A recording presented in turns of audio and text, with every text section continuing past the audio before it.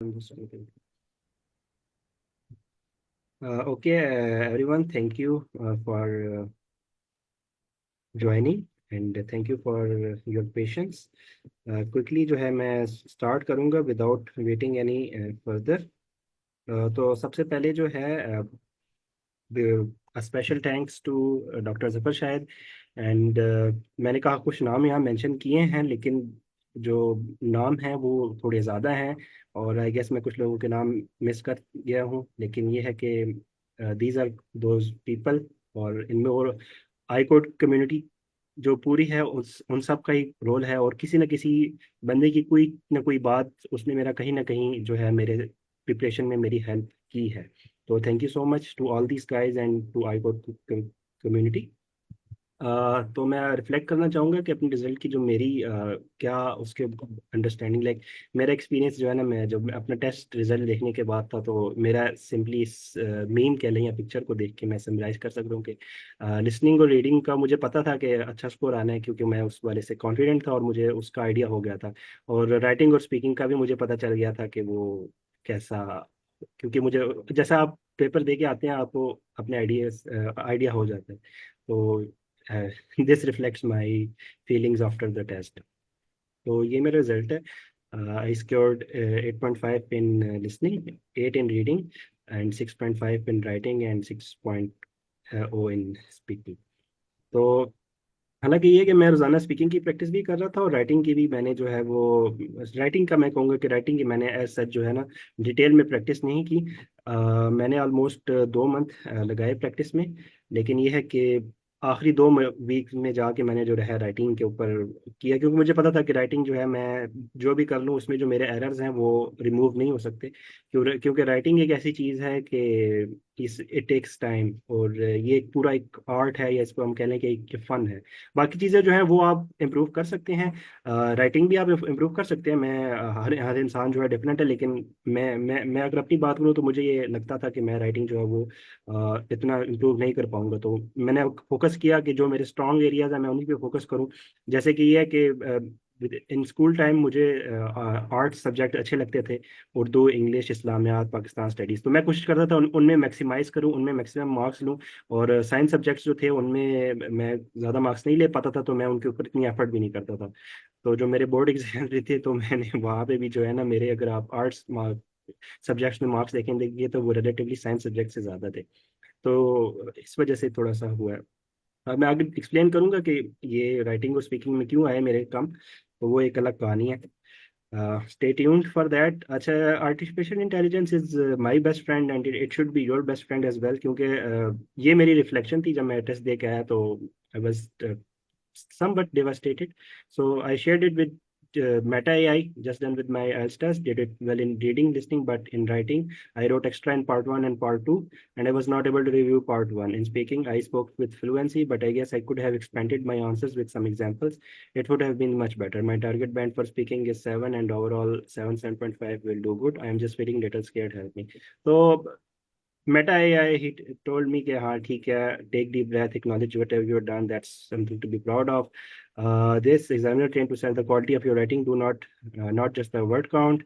And तो ये like आप भी इसका इस्तेमाल कर सकते हैं जहाँ जहाँ पे आपको थोड़ा सा जो है ना वो अपनी ड्यूरिंग द प्रिपरेशन आपकी जो भी रिफ्लेक्शंस हो आप मेटा एआई को यूज करें तो ये थोड़ा काफी हेल्पफुल होता है आपके रिफ्लेक्सेस को और आपके इमोशंस को ना काम डाउन करने के लिए। अच्छा, तो रीडिंग और राइटिंग में ना जो मेरे इतने मार्क्स हैं तो इसके पीछे कोई रॉकेट साइंस नहीं है। सिंपल जो है जो ट्रिक है वो यही है कि आपने प्रैक्टिस करनी है और रेगुलरली प्रैक्टिस करनी है। अगर आप देखिए मैंने ऑलमोस्ट 24 डेज जो है रेगुलर प्रैक्टिस की है और जो आखिरी 2 दिन जो मेरा स्कोर था ना वही मेरा एग्जाम में स्कोर आया है। रीडिंग में मेरा जो है 8 आया है और लिसनिंग में जो है 8.5 आया है। तो ऐसा ही होता है कि जो आपके बैंड आ रहे होते हैं ना उसी के अराउंड आता है। अच्छा, इसमें जो है ना कहीं पे मेरे जो है ना वो बैंड पीछे लूज भी होते हैं रहे हैं लेकिन तो ये होता है कि किसी दिन आपका बैंड कम आ रहा होता है किसी दिन ज्यादा आ रहा होता है। लेकिन यह है कि वो एक हद से ना ज्यादा नीचे ड्रॉप नहीं होता। और अगर मैं आपको दिखा सकूं यहाँ पे कंप्लीट, तो ये देखें मैंने जब स्टार्ट किया था ना तो मेरा शुरू में काफ़ी 7.5, 6.5 और इस तरीके से थे, लेकिन ये है कि जब एंड पे मैं आया तो एंड पे मेरी जो है ना कंसिस्टेंसी काफ़ी इंप्रूव हो गई थी, और 8.5, 8 और 7.5। अच्छा, ये जो है ना, ये बीच में अगर आप देखें तो ये एक है कि ये आइल्स प्रीमियम का जो था, क्योंकि एक दिन मैंने जब मैंने टेस्ट बुक कर लिया तो उसके बाद मैंने आइल्स प्रीमियम ट्राई किया, तो उसमें यह होता है कि वो काफ़ी तेज था, और वो बिल्कुल भी जिस तरीके से कैम्ब्रिज में जो है ना कोर्स, जो जिस तरीके से टेस्ट टेस्ट का पैटर्न है, वैसा नहीं होता प्रीमियम मटेरियल में ना। कब कौन सा क्वेश्चन कब आ रहा है तो वो आपको नहीं समझ आता, स्पीड भी ज़्यादा होती है। लेकिन उस चीज़ का फायदा ये है कि आपको ना आपको एक वो आपने ज़रूर एक दो टेस्ट ज़रूर देने हैं, ताकि आपको ना एक उससे भी आपको थोड़ा सा हेल्प होती है कि आपकी जजमेंट थोड़ी सी अच्छी हो जाती है। लेकिन उसके बाद फिर ये है कि मैंने आइल्स ब्रो के का रुख किया, और मैंने जितने भी जो टेस्ट थे ना वो आइल्स ब्रो के ऊपर ही दिए, और मैं कहूँगा कि आइल्स ब्रो का जो है ना वो इंटरफेस वो 99% सेम टू सेम जो आइल्स के टेस्ट डे में आपको इंटरफेस नजर आएगा ना, उनकी इंस्परा ऐप है कोई, उसके अंदर होता है। तो आप इसको और देख सकते हैं इंस्पिरा क्या चीज़ है। ये हमारे पास डिफरेंट जो है ना वो एग्जामिनेशन टूल्स होते हैं। फॉर एग्जांपल अगर आपने ईटीसी का कोई टेस्ट दिया हो तो उसमें भी वो होता है कि आप एक, ये डिफरेंट ब्राउजर्स होते हैं और एप्स होती हैं। अच्छा, किसी का क्वेश्चन है चैट में? Great tips are maximum. Okay, thank you sir Danish. Yes, Inspira software. Okay, let's move to the next part.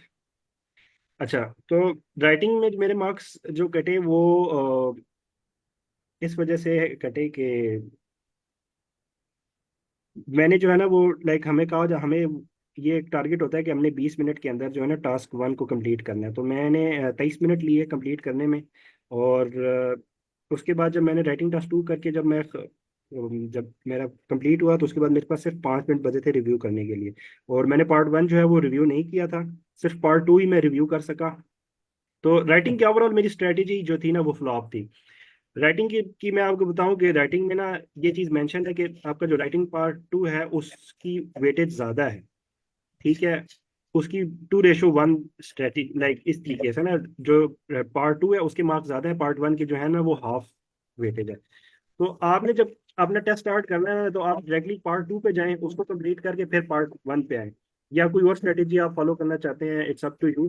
तो मेरी जो स्ट्रेटेजी थी, मैंने यही कहा कि मैं जो है ना वो I will go with the flow. तो मैंने पहले टास्क 1 किया और टास्क 2 किया, और जब प्रिपरेशन भी कर रहा था तो मैंने ज़्यादा टाइम लगाया राइटिंग टास्क 1 पे, और राइटिंग टास्क 2 की मैंने इतनी ज़्यादा प्रैक्टिस नहीं की। मैंने जितने भी हमारे पास ग्राफ्स होते हैं, लाइन चार्ट्स हो गई, पाई चार्ट्स हो गई, टेबल्स, हर एक जो हमारे पास आ सकता है ना अ, उसकी मैंने प्रैक्टिस की थी खुद से, उसको देख के मैंने लिखा था, उसको मैंने समराइज करने की कोशिश की थी।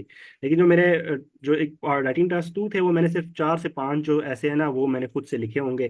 बाकी जो है वो मैंने जो है ना सिंपली क्या किया था कि कुछ जो थे ऐसे जो है वो सिंपली देख के ना मैंने कॉपी पेस्ट किया था, लाइक एक स्क्रीन पे मैंने ओपन कर लिया तो साइड उसको देख के मैं टाइप कर रहा था सिंपल। तो विच वॉज नॉट, तो उसकी वजह से फिर ये है कि मेरा यहाँ पे जो है ना राइटिंग की वजह से मैं थोड़ा सा, क्योंकि और मेरे मेरे जहन में ये बात पहले से भी थी कि यार मैं राइटिंग में नहीं इंप्रूव कर सकता, तो why should I give more emphasis on it. तो आप ऐसे ना कीजिएगा, अगर आपके पास टाइम है और आपकी ये एरिया स्ट्रांग है तो you should give it more time and you should put more effort. अच्छा, स्पीकिंग का जो है ना मेरा एक्सपीरियंस वो मैं सेम एज सर दानिश के की जो एक्सपीरियंस है। अच्छा, मेरा क्योंकि जिस दिन सर दानिश अपना एक्सपीरियंस शेयर कर रहे थे उससे नेक्स्ट दिन मेरा टेस्ट था, तो मैंने ना, क्योंकि मैं नहीं चाह रहा था कि मैं डबल माइंड हूँ, तो मैंने वो सर का सेशन भी अटेंड नहीं किया और सर की लिंक्डइन पोस्ट भी मैंने सही से नहीं पढ़ी, और मैंने ना सिर्फ मतलब आखिरी 3 दिनों में मैंने सिर्फ सोया हूँ, उठा हूँ और खाना खाया है और बस बाहर चला गया, और कुछ भी काम नहीं किया। मैंने अपने आप को फुल रिलैक्स रखा है, फुल जो है ना मैंने फोकस रखा है कि मेरी बॉडी जो है ना वो फुली एनर्जाइज्ड हो ऑन द टेस्ट डे। तो इस वजह से मैं ये सर की इंफॉर्मेशन मिस कर गया, और यही गलती मेरे साथ भी हुई कि मेरा जो टेस्ट था it was also scheduled 3 hour with the gap of 3 hours. तो मेरी एनर्जी तो लो नहीं हुई थी, क्योंकि मैं टेस्ट सेंटर से बाहर निकल के चला गया था अपना रीडिंग राइटिंग करने के बाद ना, मैं गया बाहर, I ate lunch, then drink some juices, then came back and prayed the Zuhr prayer. उसके बाद फिर आके मैं बैठ गया वेटिंग रूम में। तो लेकिन ये कि फिर भी मुझे तकरीबन 2 घंटे ना वेटिंग एरिया में बैठना पड़ा, और उसकी वजह से जो है ना वो फिर मेरा जो कंसंट्रेशन और फोकस लेवल था वो डाउन हो गया। अच्छा, ये चीज़ तो चले वो, ये एक नहीं है, मेन रीजन ये नहीं है, ये तो मतलब मैं सिर्फ इसको मैं कहूँगा कि मैं ये स्केप गोटिंग कर रहा हूँ कि ये रीजन, असल रीजन जो था ना वो मुझे लगता है वो ये था कि I did not expanded on my answers. मैंने बहुत शॉर्ट आंसर्स दिए क्योंकि जो मेरे एग्जामिनर्स थी वो मेरे साथ लाइक फेस टू फेस, मेरा जो था स्पीकिंग टेस्ट, वो सामने बिल्कुल मेरे सामने बैठे थे। तो जब मैं टेस्ट एग्जाम टेस्ट टेस्ट मतलब मैं रूम के अंदर गया तो मैं भूल गया कि मैं जो है ना वो आइल्स का टेस्ट देने आया हुआ हूँ, और मैं काफ़ी फ्रैंकली उनके साथ ना जस्ट लाइक मैं किसी दोस्त के साथ कन्वर्सेशन कर रहा हूँ।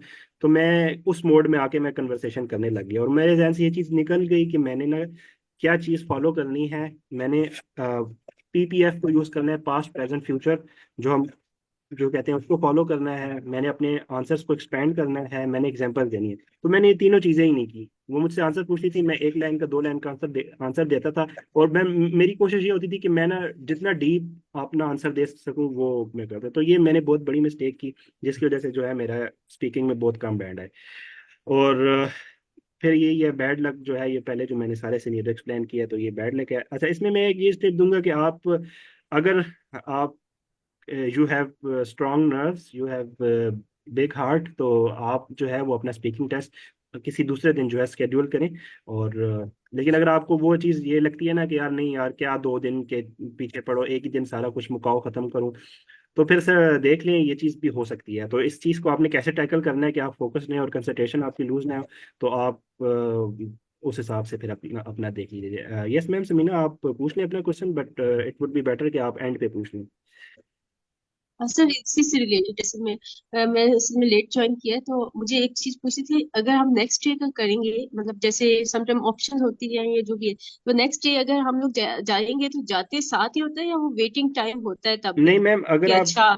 यस मैम, वो टाइम उस पर मैंशन होता है। और अगर आपका नेक्स्ट डे है ना, तो दोनों चीजें ना कंसेक्टिव चल रही होती हैं। लाइक जो मेरा एग्जाम जी सेंटर था वहां पे तो जी। दो टू सेपरेट बिल्डिंग्स थी, रीडिंग राइटिंग और लिसनिंग के लिए एक बिल्डिंग थी स्पीकिंग और वाली। स्पीकिंग की अलग बिल्डिंग थी। तो सुबह जो लोग 9 बजे आए थे वो सही जो जिनका स्पीकिंग था वो डायरेक्ट स्पीकिंग की तरफ चले गए थे। सही सही। क्योंकि ओके। ना ये वाला जो प्रॉब्लम है ना, ये मुझे उर्दू में भी आता है। मतलब हम इंग्लिश की या स्पीकिंग लैंग्वेजेस पे ना भी आए ना, तो नॉर्मली इतना होता है कि अगर आपको वेट करना पड़ता है थोड़ी देर, जैसे अभी कुछ लास्ट वीक हुआ कि मैं वेट करी, चलिए प्रिंसिपल फ्री हो वो तब तक ना यस कंफ्यूजन और मैम। क्या कुछ उस टाइम में भी यस एक मैम, आधे ये घंटे मैं में ही वो इसके अपना ऊपर अपनी आऊंगा लैंग्वेज कि में इस तरीके से ना आपने अपने नर्व्स को किस तरीके से स्ट्रांग रखना है, ये भी मैंने ये ऐड हाँ, ये किया है। हमारी एक ट्रिक हो ये ना मैं कि आगे स्ट्रॉन्ग मैं कैसे। इसके ऊपर जी बात सर। करूंगा। ठीक है। Okay, okay sir. कंटिन्यू करते हैं। अच्छा, मैं अपनी जो है ना वो जो स्ट्रेटेजी थी मेरी प्रिपरेशन की, वो मैं कहूँगा कि it was brute force but half brute force. तो अगर हम नेटवर्किंग की बात करें तो brute force attack, cyber security की बात करें तो ब्रूट फोर्स अटैक्स आपको पता होगा कि उसमें हम क्या करते हैं, हर एक एक जो चीज़, हर एक एक जो हमारे पास कम्बिनेशन बन रहा होता है, हम उसको अप्लाई करते हैं पासवर्ड को क्रैक करने के लिए। तो मैंने भी यही किया कि मैंने जुलाई में जब स्टार्ट की आईएलटीएस की प्रिपरेशन, तो मैं बस शुरू होता था शाम तक सारे सेशन में जाता था और जाता था और बस सुन रहा होता था कि किस तरीके से करना है, आइल्स टेस्ट क्या है। और पूरा मैंने एक महीना ये समझने में लगा दी कि आइल्स को क्या करना है, क्या बेस्ट स्ट्रेटेजी है और मैं अपनी क्या बेस्ट स्ट्रेटेजी बनाऊं। मुझे वहां पे क्या करना चाहिए था कि मुझे, जब मैं ये सारे कॉम्बिनेशंस बना रहा था साथ साथ मुझे उनको अप्लाई भी करना चाहिए था। तो ये मेरा एल्गोरिदम ही गलत था कि मैं सिर्फ जो है वो कॉम्बिनेशंस जो है वो बना रहा था, उनको अप्लाई नहीं कर रहा था। तो आपने क्या करना है कि जैसे ही आप अपनी प्रिपरेशन स्टार्ट करें, आप साथ साथ लर्निंग भी करते जाएं और उसको अप्लाई भी करते जाएं। आप ये वेट ना करें कि मैं जो है ना अगले महीने से जो है ना बस वो मॉक टेस्ट देना शुरू करूंगा। तो मैंने ये कि अगस्त में जाके मैंने मॉक टेस्ट देना शुरू किए, लिसनिंग रीडिंग राइटिंग के और स्पीकिंग के। तो उस वजह से मैं थोड़ा सा लेट हो गया, नहीं तो अदरवाइज ये कि मैं थोड़ा और जल्दी टेस्ट मेरा हो जाता।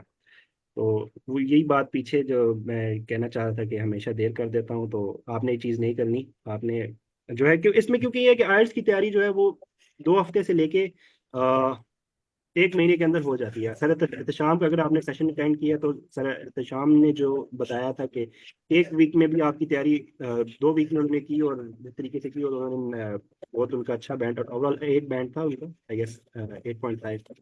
तो ये चीज़ है ना कि आपने ना इतना टाइम नहीं लेना, लेकिन यह है कि अगर आप वो नहीं है ना, आप कॉन्फिडेंट नहीं है या आई एम नॉट प्रिपेयर्ड, तो ठीक है आप अपना टाइम लें।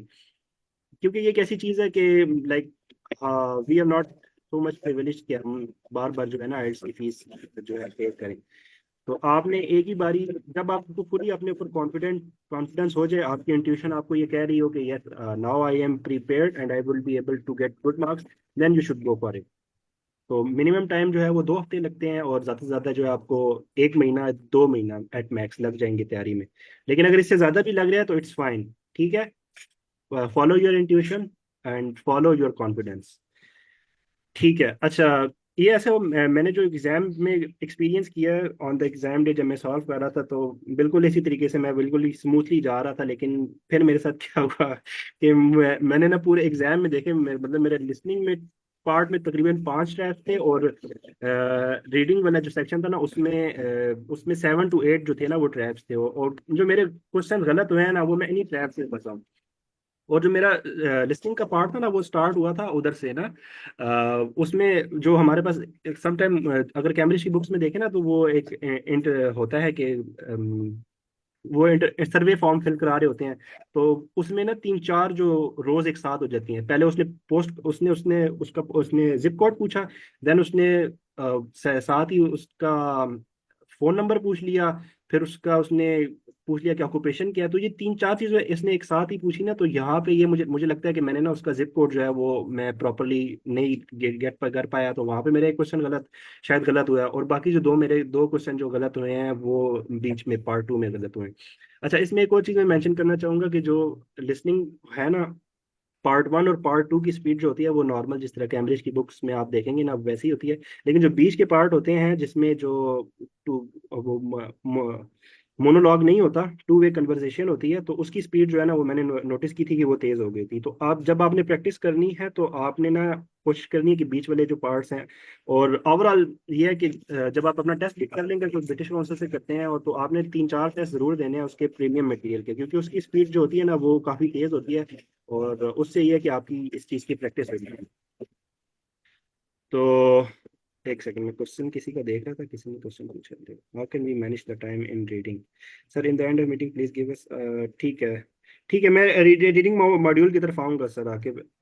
रीडिंग मॉड्यूल का सर मेरी कोई खास टिप नहीं है, लाइक इसमें मैंने देखा है कि आईकोड ग्रुप में ना काफ़ी लोग डिफरेंट स्ट्रेटजीज फॉलो करते हैं, लेकिन मुझे जो ये था कि मैं बचपन से ही तकरीबन ये है कि मुझे पढ़ने का शौक है, मैं बुक्स रीडिंग करता आ रहा हूँ, thanks to my family and my parents, उन्होंने मुझे ये आदत डाली। तो मैं तो ये था कि मैं एक तरफ से शुरू, मतलब मैंने स्टार्ट किया टेस्ट, और मैं पूरे पूरे पैराग्राफ्स रीड कर पाता था, और मैं उसके बाद मुझे पता था अच्छा मुझे कौन सी जगह से क्या ढूंढनी है। तो इसमें सर कोई मेरी खास टिप नहीं है, लेकिन मैं देखता हूँ मैं इसमें ना क्या ऐड कर सकता हूँ। ओके, नेक्स्ट मूव करते हैं कि the best way to prepare for the IELTS exam. तो ये इसमें ना कुछ टिप्स मैं आपके साथ शेयर करता हूँ कि आपने अगर प्रिपरेशन अगर अभी स्टार्ट किया या अगर मिड वे है तो आप क्या करें। तो फर्स्ट थिंग फर्स्ट वो ये है कि आपने जो है ना आइल्स के साथ कुछ और नहीं करना, ठीक है। डोंट डू द जॉब,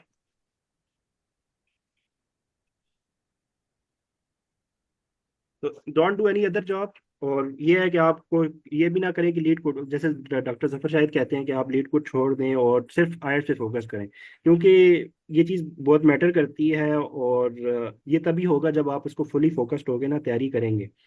तो अगर आप 1 महीना भी लगाएं और फुली फोकस सिर्फ आइल्स को दें तो आपकी जो है ना काफ़ी अच्छी तैयारी हो जाएगी। अच्छा, इसमें ये होता है ना कि आप समटाइम्स ये होता है कि जब आप एक ही चीज़ कर रहे होंगे, मेरे साथ भी हुआ कि मैं बोर हो जाता था 1 2 दिन बाद, या मैं वो कहते हैं हम ये कहते हैं कि हम वो हो जाते हैं, थक जाते हैं बहुत ज़्यादा ही ना, लाइक हमसे फिर कुछ काम होता ही नहीं है। तो फिर मैं क्या करता था, बीच में ब्रेक एक दिन पूरा मैंने ऑफ ले लिया था, फिर मैं कुछ नहीं करता था। तो उसमें फिर ये होता था कि मैं जो है ना वो मतलब ये है कि फिर मैं उस दिन सिर्फ सोया रहता था, ठीक है, बिल्कुल लेजी डे होता था मेरा बीच में। तो मैंने जो स्लाइड भी शेयर किया उसमें आप देख सकते हैं कि टोटल 24 डेज मेंशन हुए हुए हैं। 6 दिन जो है ना वो मैंने ये है कि बीच में एक हफ्ते बाद फिर एक दिन का ब्रेक लिया, फिर 3 दिन बाद 4 दिन बाद। तो जब जब भी आपको लगे कि यार I am putting extra effort, take a break, simply break, और उस दिन को अपना लेजी डे बनाएं।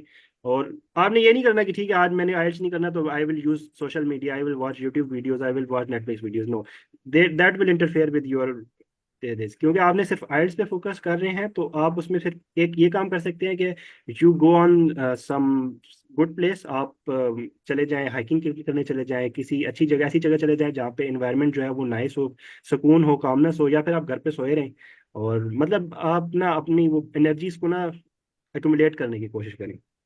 अच्छा, ये एक टेक्निक है, जो मेरी टेक्निक में एक फॉल्ट था, वो मैं इसको कहूँगा कि आप ब्लिट्स क्रीक को फॉलो करें। कि जो जर्मन फौज ने, जो हिटलर ने फॉलो की थी स्ट्रेटेजी, वो स्ट्रेटेजी ये थी कि जब वो उसने जंग शुरू की थी ना, वो किसी भी इलाके को कैप्चर करना होता था, तो वो हर तरफ से अटैक करते थे। ठीक है, जमीन से भी अटैक कर दिया, एयर स्पेस से भी अटैक कर दिया, आर्टिलरी और नेवी, हर जगह से ना उन्होंने अटैक कर दिया। तो जो दुश्मन होता था उसको टाइम ही नहीं मिलता था कि वो जो है ना वो असेंबल हो सके और रिटेलिएट कर सके। तो आपने भी ना आयल्स के ऊपर ऐसे ही झपटना है कि आपने ना लिसनिंग, रीडिंग, राइटिंग जो है वो एक हफ्ते पूरा आप उसके ऊपर समझने की कोशिश करें। आइल्स के सारे सेशन में जाएं, ठीक है, यूट्यूब वीडियोस देखें। जब आपको एक हफ्ते में समझ आ जाए, उसके बाद फिर आपने देखना है कि अच्छा मेरी वीकनेस क्या है, और साथ साथ ही ना आप अप्लाई करना शुरू कर दें। डोंट वेट कि यार नहीं अभी मुझे समझ नहीं आई आइल्स की, मुझे लिसनिंग में ना थोड़ा समझने की जरूरत है। तो बस आप जैसे जैसे समझते जाएं और साथ साथ प्रैक्टिस करते जाएं, और अपनी जो है टेक्निक्स को रिफाइन करते जाएं। और आइल्स ब्रो को अपना ब्रो बना लें। और शुरू में तो आप ये है कि कैम्ब्रिज बुक्स को फॉलो करें, आइल्स ऑनलाइन, आइल्स टेस्ट ऑनलाइन पे आप करें। और जब आपके एंड के डेज आ जाए ना, लाइक 20 डेज रह गए हैं या 15 डेज रह गए, तो आप आइल्स ब्रो पे आ जाएं और उसके ऊपर जो है ना सॉल्व करें। तो इस चीज़ से ये है कि आपको बड़ा फायदा होगा कि आप उसी इंटरफेस में आप प्रैक्टिस कर रहे होंगे कि जो आइल्स का मेन इंटरफेस है।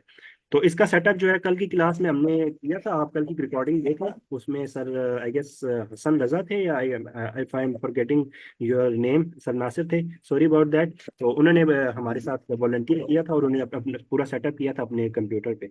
लेकिन अगर आपको नहीं फिर भी समझना है तो आप जो है स्लैक पे क्वेश्चन पूछ सकते हैं। ये क्योंकि चाइनीज में है ना, तो शुरू में सेटअप करने में मुश्किल होती है। आप सिंपली जो है वो डाउनलोड कर लेंगे इसकी वेबसाइट पे जाके, और कुछ स्टेप्स हैं वो आप वीडियो में देख लीजिएगा कि किस तरीके से होता है।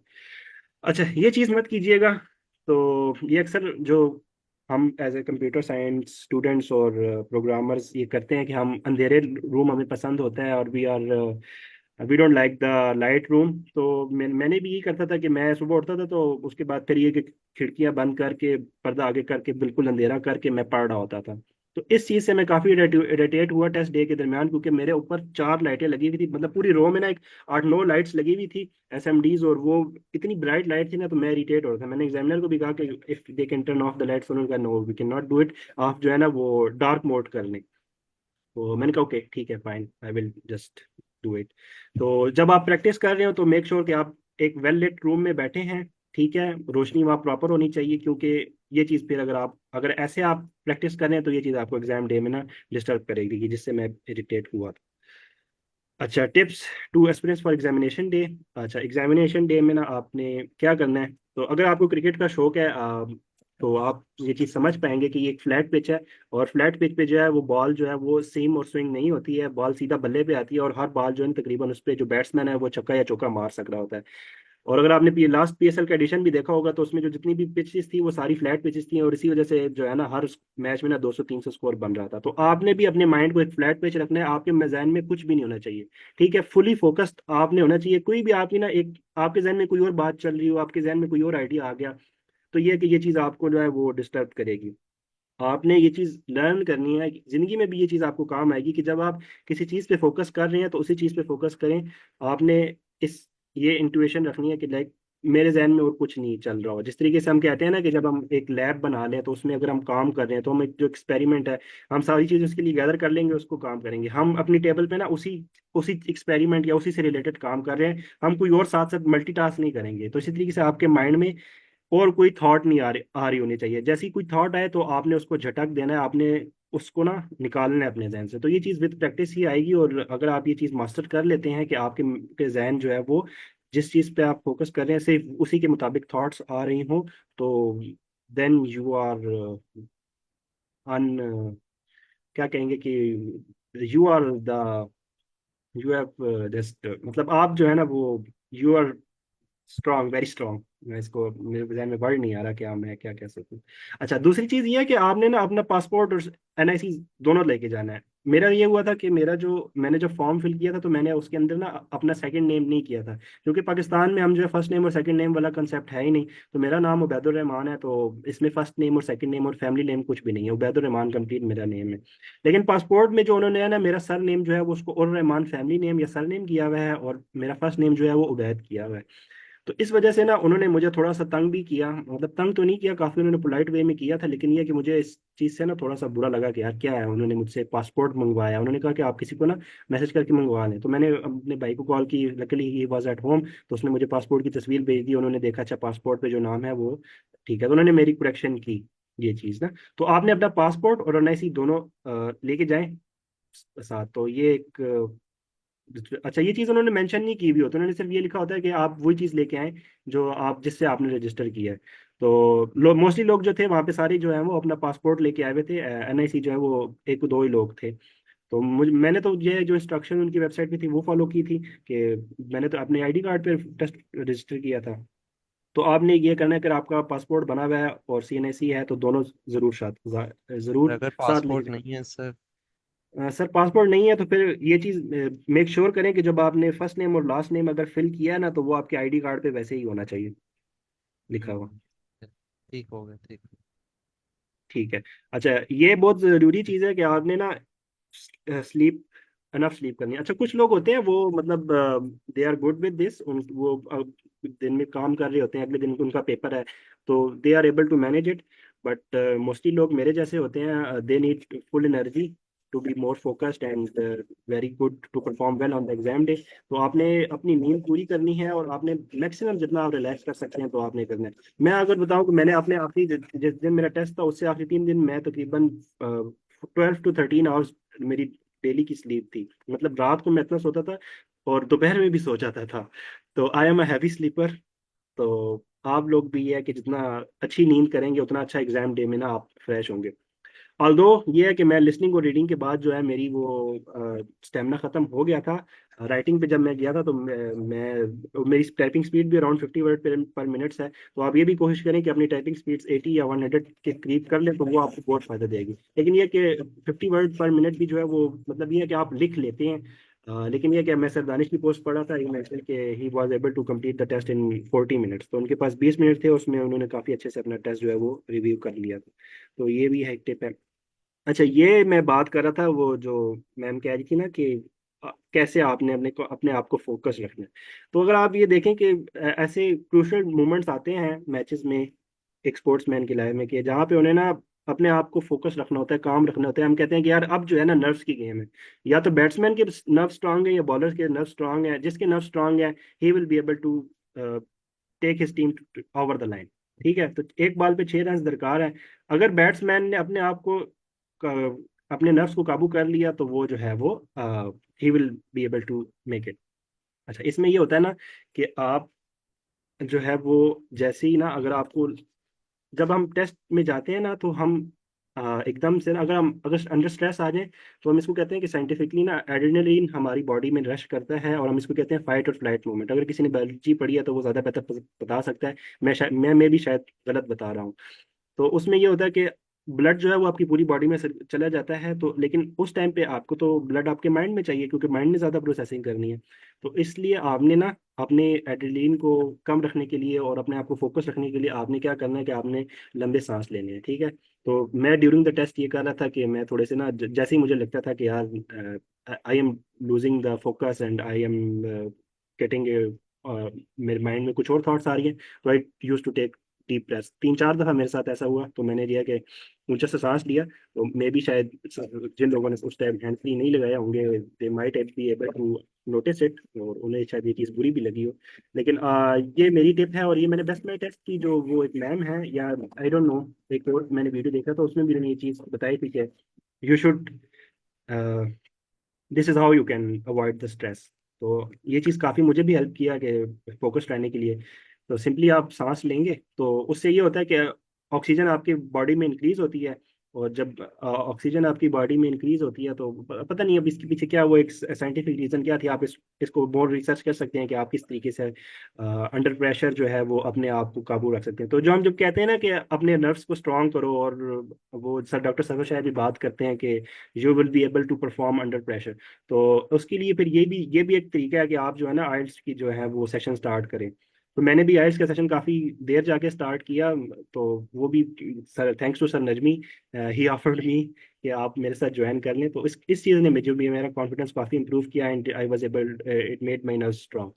तो आप लोग जो भी हैं वो मतलब जो अभी तैयारी कर रहे हैं, प्लीज़ आप स्लैक में जाएं, फॉर्म फिल करें, मैम मुस्कान और मैम मिल्सा को रीच आउट करें और आइल्स की टेस्ट स्टार्ट कर लें। मुझे याद है जब मैंने जुलाई में अपनी प्रिपरेशन स्टार्ट की थी तो सुबह से शाम तक ना आइल्स के सेशन खत्म ही नहीं होते थे। 4-5 सेशन सुबह हो रहे थे और 4-5 सेशन दिन में हो रहे होते थे, शाम में हो रहे होते थे। तो उसमें ना लाइक बहुत ज़्यादा नॉलेज होती थी और इतनी जो इन्फॉर्मेशन थी ना, तो वो मैं कह रहा था कि उस टाइम पे बहुत थी। लेकिन आजकल मैं देख रहा हूँ तो हार्डली 3 से 4 जो है ना आइएलटीएस सेशन चल रहे हैं। तो इट्स योर टाइम कि आप जो है ना स्टेप अप करें और आइएलटीएस की सेशन स्टार्ट करें। ज़्यादा से ज़्यादा हमें लोग चाहिए। और ये चीज़ आप देखेंगे कि जब आप पढ़ा रहे होंगे और जब आप लाइक देखें, जब आपने एक चीज़ किसी को पढ़ानी होती है ना, तो आपने तैयारी करके जाना होता है। आप ऐसे नहीं ब्लैक नहीं जा सकते। तो मैं और सर नजमी भी जो होता है ना, सेशन से पहले हम जो है ना वो बातें कर रहे होते हैं कि अच्छा सर आज ये पढ़ाना है और ये ठीक है। हम हमारे एक दिन पहले हम जो है ना वो तैयारी करके बैठे होते हैं। तो ये चीज़ जो है ना आपको बड़ा फायदा देगी। अच्छा, तो ये बहुत इंपॉर्टेंट है। अच्छा, मैंने काफ़ी क्रिकेट की जो है ना मिसालें बीच में दी हैं। तो अगर आप क्रिकेट के काफ़ी फ़ैन हैं तो ऑलमोस्ट पारा पाकिस्तान ही है। लेकिन आजकल हमारी टीम की कारकर्दगी थोड़ी सी अच्छी नहीं है, तो कह सकते हैं। लेकिन एनीवेज, तो आपने अपने आंसर्स रिव्यू ज़रूर करने हैं, ठीक है। मैं अगर याद करूँ तो मेरा जो राइटिंग पार्ट था उसमें जो एक स्पेलिंग में मिस्टेक मैंने की थी, वर्ड था चार्टर, CHARTAR, और मैंने TER लिखा हुआ था अनकॉन्शियसली। ठीक है, तो ये स्पेलिंग मिस्टेक्स जो होती है ना, ये 1-2 नंबर जो है ना आपके यहाँ से कटते हैं और ये भी एक बहुत बड़ा ट्रैप है। तो मेक श्योर आप अपने आंसर रिव्यू करें। और जो सॉरी, रीडिंग की बात कर रहा हूँ। और राइटिंग में जो है ना मैंने 3-4 स्पेलिंग्स गलत किए हुए थे, क्योंकि राइटिंग में मैं ये करता था कि राइटिंग में मैं ना स्क्रीन की तरफ देख के टाइप नहीं करता था। क्योंकि ये एक टिप भी है कि जब हम स्क्रीन पे देख रहे होते हैं तो हम बार बार रीड कर रहे होते हैं। तो जब आप राइटिंग में लिखें तो आप सिंपली कीबोर्ड की तरफ देख के, वैसे तो हम कहते हैं कि टच टाइपिंग में अपनी कीबोर्ड की तरफ नहीं देखना, तो कीबोर्ड की तरफ देख के मैं सिंपली जो भी मेरे जहन में थॉट्स आ रहे होते थे, मैंने वो पूरा एक ड्राफ्ट बनाया होता था और मैं बस टाइपिंग किया जाता था। टाइपिंग करने के बाद उसके बाद फिर मैं रिव्यू करता था। तो काफ़ी मेरी मिस्टेक्स थी वो होती थी नॉर्मल डेज में, लेकिन प्रैक्टिस के साथ वो कम हो गई थी। ऑन एग्जाम डे 3 से 4 जो थी वो मुझे स्पेलिंग मिस्टेक्स नजर आई थी, तो वो मैंने ठीक कर ली थी। लेकिन और मेरा राइटिंग का टेस्ट स्कोर भी जो है वो 6.5 है, 7 से ज़्यादा हो सकता था। वो इस वजह से था कि मैं उस पे ना ज़्यादा मैंने ना अच्छे से नहीं लिख पाया। मुझे प्रॉब्लम सोल्यूशन ऐसे लिखना था कि रिसाइकल जो है वो रिसाइकलिंग जो है वो पेपर टिन और वो आई गेस एक और था मटेरियल, उसकी जो रिसाइकलिंग है ना, इनफ रिसाइकलिंग नहीं हो रही, तो व्हाट कैन बी डन। ठीक है, तो फिर इसमें मैंने लिखा था, लेकिन ये है कि थोड़ा और बेहतर किया जा सकता था। अच्छा, ये टिप स्पेसिफिकली उन लोगों के लिए जो सर आगे। जी जी। सर सॉरी फॉर इंटरप्शन, इस तरह के टॉपिक को फिर कैसे वो ये पेपर टिन और वुड के रिसाइकलिंग नहीं हो रही, तो अब बंदा प्लास्टिक की रिसाइकलिंग पे तो बात बड़ी कर यस सर, सकता है। एग्जैक्टली। मैंने भी ना लेकिन अपने जो आंसर थे ना उसमें जो मैंने सोल्यूशन बताया था उसमें मैंने एक ये श्रीलंका की एग्जांपल दी थी कि श्रीलंका जो है ना वो प्लास्टिक रिसाइकल कर रहा है और वो टी शर्ट्स बना रहा है ओल्ड फैब्रिक को यूज करके और प्लास्टिक को यूज करके ना। तो फिर बाद में ये जब मैं तो घर आया तो टिन मैंने मैट। मैंने सोचा कि यार प्लास्टिक की तो बात ही नहीं की गई थी। तो ये चीज है ना कि आपने ये अच्छा। ये सर हम इंशाल्लाह हाँ कल तो से हमने यही टास्क 2 को ही डिस्कस करना है और 2 PM के सेशन में भी यही चीज चल रही है। तो ये चीज वहां पे कवर हो जाएगी। अच्छा, ये जो टिप है ना, ये है ना कि हम ये टिप्स एंड ट्रिक्स पे शेयर करेंगे, वैसे ये टॉपिक्स बड़े इंशाल्लाह, डरावने यस हो यस। सकते हैं। नहीं सर, ड्रामे नहीं होते, बस आपने फोकस और कॉन्फिडेंट ट्रैक करेंगे तो सब कुछ हो जाता है। अच्छा, ये वाली टिप जो है ना स्पेसिफिकली आइल्स ट्रेनर के लिए है। और प्लीज क्लियर योर माइंड। अच्छा, मैं जब टेस्ट दे रहा था ना तो 2-3 दफा मेरे जहन में ये थॉट है, अच्छा मैं ये चीज़ जो है ना, मैं अगर जब अपने जो एक्सपीरियंस शेयर करूंगा तो मैं इसमें ये चीज़ बताऊंगा, ये चीज़ बताऊंगा। क्योंकि जो चीज़ मैं कर रहा था साथ साथ, तो मेरे जहन में ना ये बार बार थॉट आ रही थी कि यार मैंने जाके अपने स्टूडेंट्स को ये बताना है कि ना अच्छा आपने ये नहीं करना। हालांकि उस टाइम मैं टेस्ट दे रहा था और उस टाइम मुझे सिर्फ टेस्ट ही देना और कुछ नहीं करना। मैं बाद में सोच सकता था। तो ये चीज़ मैंने होपफुली, क्योंकि मैं ये चीज़ मुझे पता था कि like I try this technique कि मैं अपने माइंड को क्लियर करने की कोशिश करता हूँ। तो I was able to clear my mind at that time. मुझे 3-4 दफा ये थॉट आई जहन में, बट मैंने अपने आप को झटका, थोड़ा सा मैंने ऊंचा सांस लिया and I was able to remove this thought from mind and go back to this thing. और इसकी वजह से ये हुआ कि मेरा जो एक लिसनिंग पार्ट में ना एक क्वेश्चन इसी वजह से मिस हो गया कि मेरे जहन में एक थॉट आई और मैं जैसे जब उसको झटक के वापस उस तरफ आया था तब तक वो स्पीकर बोल चुका था और मैं उसको मिस कर चुका था। तो वो एक दरख्त की बात कर रहे थे जिस तरीके से अगर आपने कैम्ब्रिज का एक टेस्ट है ना जिसमें वो ऑस्ट्रेलियन यूकलिप्टस ट्री के बारे में वो पूरा एक डिटेल, तो उसी में एक पैराग्राफ था एक ट्री के बारे में बता रहे थे कि एक सिविलाइजेशन थी वो ट्री को यूज करते थे। तो जो वो जो फिल इन द ब्लैंक थी उसमें ये था कि वो उसको एज ए फूड यूज करते थे, मतलब जो अपनी फूड सोर्सेज थी वो उस ट्री को लेके यूज उस ट्री से हासिल करते थे, और उसके अलावा वो किस तरीके से हासिल करते थे। तो मैंने उसमें गैस लगाया और मैंने हंटिंग लिख दिया कि वो अपनी फूड इस दरख्त से और हंटिंग की से लेते थे, क्योंकि मुझे उस टाइम पे वो जब मैं उसको रीड करके मैंने जज कर रहा था तो मुझे वही ऑप्शन वही सही लग रहा था। अब आई डोंट नो कि वो ठीक हुआ या गलत, वी कैन नेवर नो। अच्छा ये चीज़ जो है सेम सर दानिश ने जो शेयर किया है, you can watch go watch his LinkedIn post जिसमें उन्होंने ये चीज़ एक्सप्लेन की हुई है। और कल के 9 बजे का, कल के नहीं सॉरी परसों के जो है ना वो I don't remember exactly what date was. तो 9 PM के सेशन में सर ने ना काफ़ी डिटेल में अपना एक्सपीरियंस शेयर किया, तो उसमें ये चीज़ जो सर ने मेंशन की है सेम एज दिस मैं भी ये चीज़ कहूंगा कि आपने क्या करना है, questions and audio and listening are always in sequence. ठीक है, वो reading have two types of question, easy and hard. ठीक है, रीडिंग में इजी क्वेश्चन होते हैं या हार्ड होते हैं, इनके इन बिटवीन कुछ नहीं होता। और it is easy to score 6 bands if you have train for months और only a week, improvement requires skillful practice. ये चीज़ जो है ना ये जो है यही मेन चीज़ है कि आपने अपनी वीकनेसेस आइडेंटिफाई करनी है और उन पे वर्कआउट करना है। और ये बात आई गेस पहले भी किसी ने की है कि practice does not make a man perfect, only perfect practice makes a man perfect. ठीक है, अगर आपकी टेक्निक ही गलत है तो फिर आप पूरे साल उसी गलत टेक्निक को आप फाइन ट्यून करने का कोई फायदा नहीं है। फायदा राइट टेक्निक को फाइन ट्यून करने में है। Listening part 1 and part 4 are easy for your brain. You can only get confused in MCQs. अच्छा ये चीज़ ऐसे ही है, बीच वाले क्वेश्चन जो होते हैं वो हार्ड होते हैं उसमें मेरे ख्याल से जो according to my opinion speed थोड़ी तेज होती है।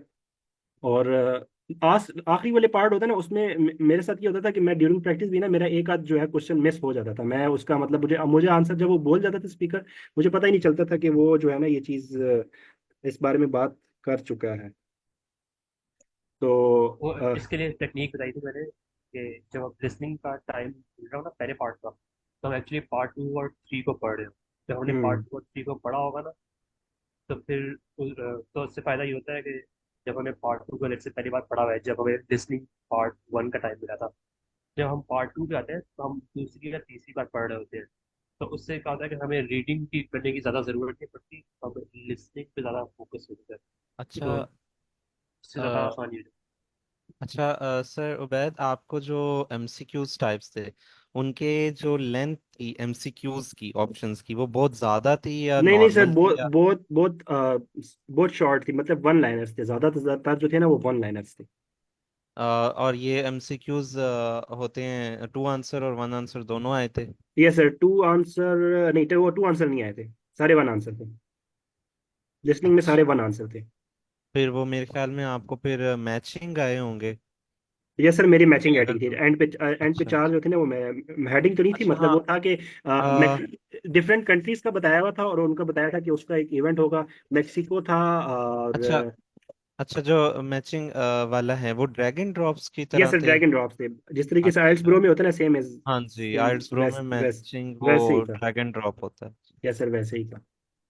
And follow a structure in writing and speaking, otherwise you will your band will get low in it. Anybody can think but few can think when the clock is ticking. I wish कि ये चीज़ मुझे पता होती, और पता तो मुझे थी, मैंने इस चीज़ पे फोकस किया होता तो ये है कि मैं अपनी एक्सपेक्टेशन जो कर रहा था कि मेरी एक्सपेक्टेशन थी कि मैं स्पीकिंग में और राइटिंग में अच्छा कर पाऊंगा, तो वो मैं उसके अकॉर्डिंगली उसको मीट कर पाता। बट ये है कि हम ज़्यादा टाइम फिर ये है कि क्योंकि हमें पता होता है कि लिसनिंग और रीडिंग में हम मैक्सिमाइज कर सकते हैं, तो हम उसी पे ज़्यादा टाइम लगा जाते हैं, हम राइटिंग और स्पीकिंग को ना बिल्कुल इग्नोर कर देते हैं। तो आप रोज़ाना स्पीकिंग की प्रैक्टिस करें और राइटिंग को भी ना थोड़ा सा अकॉर्डिंग टू योर कीज जैसे आप कर सकते हैं, तो please give it a time. Believe in your self and device your technique. Confidence की गेम है, इन दी एंड आप तैयारी करके चले जाएं एग्जाम डे के दिन, अगर आप कॉन्फिडेंट नहीं है, आपकी स्लीप इनफ नहीं है, आप फोकस नहीं है, तो I am sorry but you will not be able to do it very well. Okay, तो मेक श्योर कि आप फुली कॉन्फिडेंट हो, आप अपनी मतलब आप जो है वो फुली रिलैक्स्ड हो, आपकी एनर्जी लेवल इतना हो कि आप उसको टैकल कर पाए। And again maximise your scores in listening and reading. मैं आपके सामने एग्जांपल हूँ कि लिसनिंग और रीडिंग में जो है मैंने ज़्यादा स्कोर बैंड लिया, जिसकी वजह से ये है कि जो मेरी जो लिसनिंग और सॉरी स्पीकिंग और रीडिंग में जो है वो जो कमी हुई वो वहाँ से कवर हो गई, और ओवरऑल मेरा जो है वो बैंड 7.5 तक चला गया। तो दैट वाज इट। और एक चीज़ मैं ज़रूर मेंशन करना चाहूँगा, वहाँ पे मैं बैठा हुआ था तो मुख्तलिफ लोग जो थे, जो यूकेवीआई के मोस्टली लोग थे जो उन्होंने उसके लिए जाना था और उसका वो टेस्ट दे रहे थे, तो वो बता रहे थे कि they paid 20 to 30,000 rupees for 1 month. ठीक है, but thanks to I got Guru कि हमें जो है वो not a single penny we have to pay extra other than the IELTS fee. तो ये काफ़ी बड़ा प्रिविलेज है। और जैसी हमें तैयारी कराई जाती है, आई डोंट थिंक से उन लोगों को कराई जाती है। और उन लोगों के जो टारगेट थे वो ये थे कि उनके बस 5 बैंड आ जाएं, और तो हम तो स्टार्ट ही 6 बैंड से शुरू करते हैं कि ना भी करते हुए ना हम कहते हैं कि 6 बैंड से नीचे नहीं जाना चाहिए। तो thanks you to I code Guru and whole community once again. And I will end on this, that to get something you never had, you have to do something you never did. So buckle up and keep up the hard work, and surely you will achieve what you deserve.